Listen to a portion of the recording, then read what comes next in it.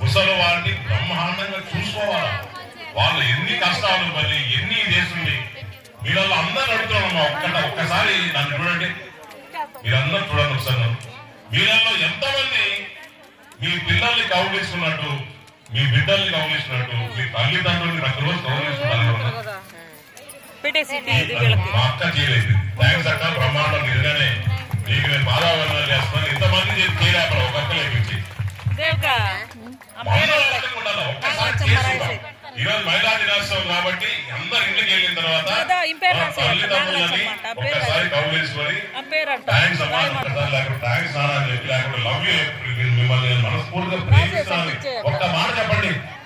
వాళ్ళ అత్తవారు కూడా ఒక్కసారి ఆ మాట చెప్పి చూడండి. వాళ్ళ కళ్ళలో ఎంత ఆనందం ఉండదు.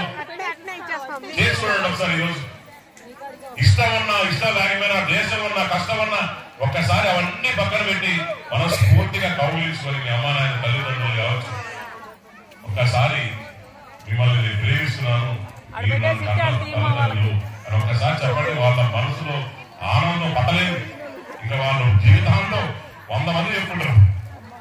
కాబట్టి ఈ రకంగా మీరు ఉండాలని చెప్పి నేను కోరుకుంటూ, అలానే వచ్చే వాళ్ళ ఇప్పుడు కూడా కథ చెప్తున్నాడు. 35 ఎకరాల్లో మరి ఫార్మింగ్ కల్చర్ సంబంధించి మంచి యూనివర్సిటీ పెట్టారండి. నేను చూడలేదు. ఇంకా నేను చెప్పాను, నేను అన్ని మండలాల నుంచి రైతులు తీసుకొస్తాను. అక్కడ సాయిల్ మట్టి తీసుకొస్తాను. మట్టి టెస్ట్ చేసుకొని ఎంతసేపు వరి పంట వరి పంట వరి పంట వరేస్తే ఏమవుతుందంటే ఏదో వరేసామా అప్పుడు చేసామా వరేసామా 3 నెలలు తిన్నామా కాకపోతే పురుగులు మనం సాగేమో చచ్చిపోయాము. ఇదే కాదు.